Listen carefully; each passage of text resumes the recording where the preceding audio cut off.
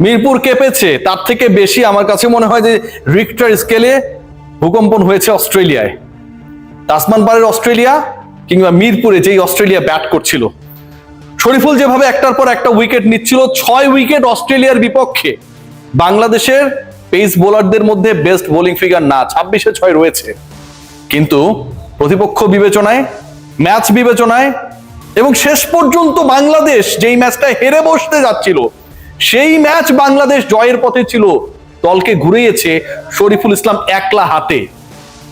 সেই বিবেচনায় বাংলাদেশের বেস্ট বোলিং আমার কাছে মনে হয় আজকে শরীফুলের এই 6টা উইকেট।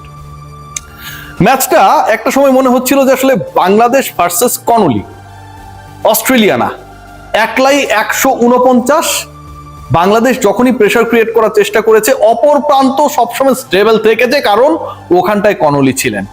পুরো ম্যাচের চিত্রনাট্য আর মোড় ঘোরা শুরু করলো শরীফুল যখন তার লাস্ট পেলে বল করতে এলেন।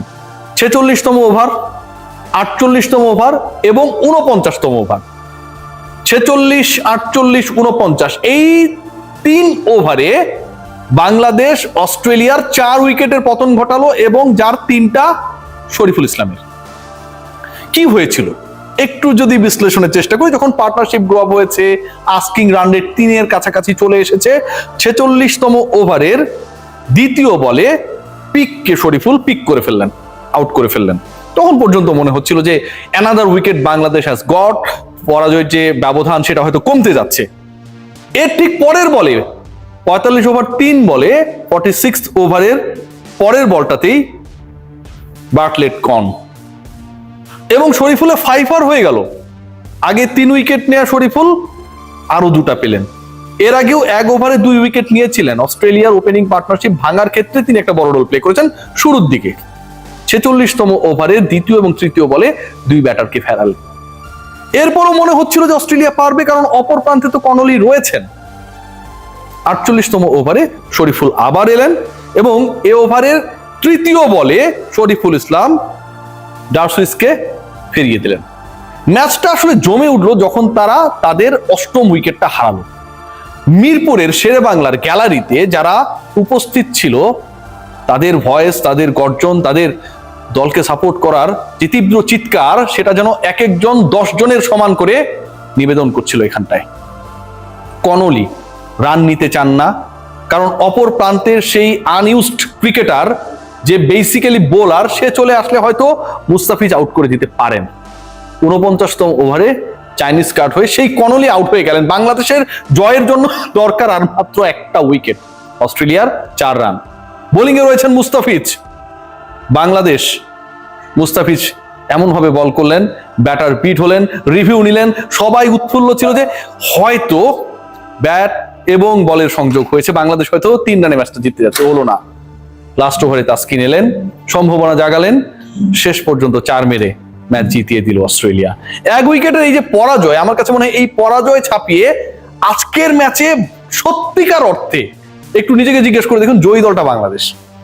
এরকম প্রেসার সিচুয়েশন অস্ট্রেলিয়াকে যেভাবে ফেলেছে বাংলাদেশ, এই প্রেসার সিচুয়েশনে বাংলাদেশের বোলিং ডিপার্টমেন্ট যেভাবে অস্ট্রেলিয়ার উপরে প্রেসার ক্রিয়েট করেছে আজকের দিনটায়, শরীফুল যেভাবে তার 2 ওভারে শেষে 3 উইকেট নিয়ে নিলেন, মোস্তা যেভাবে 149 করা সেট ব্যাটারকে পেরালেন, যেই ম্যাচটা বাংলাদেশ 5 উইকেট বা 4 উইকেটে হারছিল, সেটা লাস্ট ওভারে গিয়ে বাংলাদেশ জিততেও পারতো। এই যে একটা মোমেন্টাম ক্রিয়েট হয়েছে, এটাই তো অর্জন।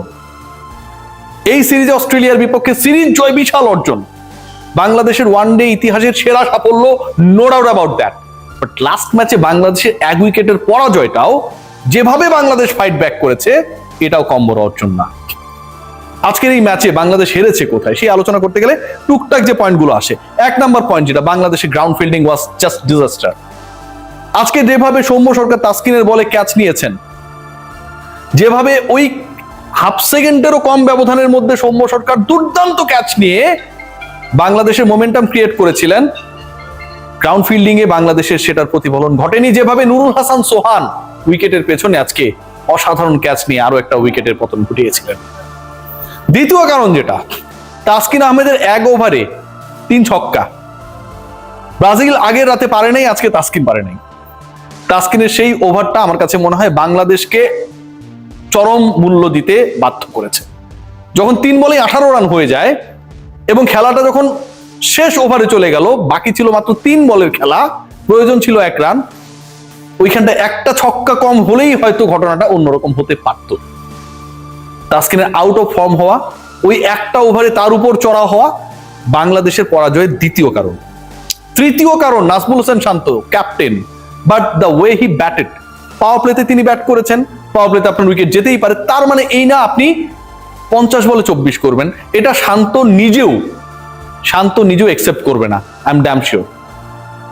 সবার সব দিন একই রকম যাবে না, আজকে শান্তর ব্যাট ডে ছিল এবং বিলো 50 স্ট্রাইক রেটে আজকের মতো এই গুরুত্বপূর্ণ ম্যাচে ব্যাটিং করাটা আমার কাছে মনে হয় বাংলাদেশের পরাজয়ের অন্যতম একটা গুরুত্বপূর্ণ কারণটা হচ্ছে ঘটনাটা অন্যরকম হতে পারতো। 10টা রান তিনি বেশি করলে তো আজকে অস্ট্রেলিয়া আরো ঝাঁপে পড়তো, বাংলাদেশের 10 রান বেশি হতো, সেটা হয় নাই। শাক মাহাদি শেষের দিকে এসে 9 বল খেলেছেন, করেছেন 3 রান। মেহেদী হাসান মিরাজ এটা করলে তারে পাথর নিক্ষেপ করা হইতো যদি সুযোগ পাইতো বাঙালি। সেদিন যখন মাঠে বমি করছিলেন, এক গ্যালারির এক প্রান্ত থেকে ভুয়া বলা হচ্ছিল, মিরাজ এতটাই আসলে ট্রমাটাইজড অথবা অসুস্থ যে আজকের ম্যাচটা তিনি ক্যাপ্টেন খেলতে পারেন নাই। কিন্তু মেহেদী হাসান মিরাজ তার সুযোগ আরেকজনকে দিবেন এবং তার মতো করেই বল করেন, অফ স্পিন করেন, তাকে দিবেন, এটার কোনো কারণ নেই, খেলার অবস্থায় ছিলেন না। বাট শাক মাহাদি আজকে যেটা করছেন এটা ভাই দৃষ্টিকটু। এটা কোনোভাবেই ইন্টারন্যাশনাল ক্রিকেটে আপনি ওই 7 নম্বরে ব্যাট করতে এসে 9 বল খেলবেন, 9 বল খেলার পরে 3 রান করবেন, ইটস আ ক্রাইম। এবং এই ক্রাইমটা শাক মেহেদী করেছে, এটা চতুর্থ কারণ। এর বাইরে বাংলাদেশ যা করেছে, যেভাবে করেছে, সেটা পুরোটাই অর্জনের গল্প।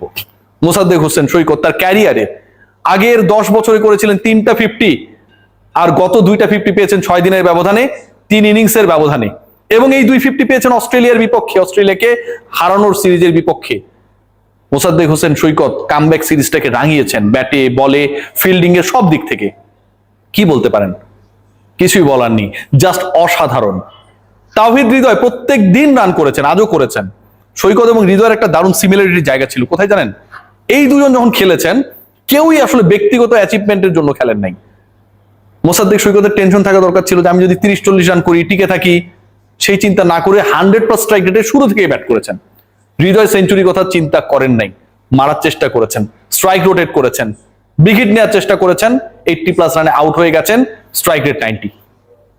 সো এই যে জায়গাগুলো আমার কাছে মনে হয় বাংলাদেশের অ্যাচিভমেন্টের অনেক বড় জায়গা।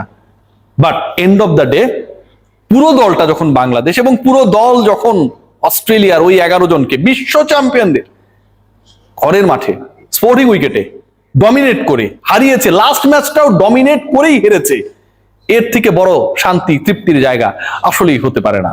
সৈকত এমন একটা